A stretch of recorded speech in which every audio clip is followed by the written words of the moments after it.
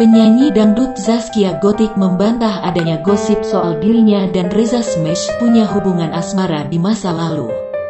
Beredar kabar kalau Zaskia dan Reza pernah punya hubungan asmara pada 2013 silam.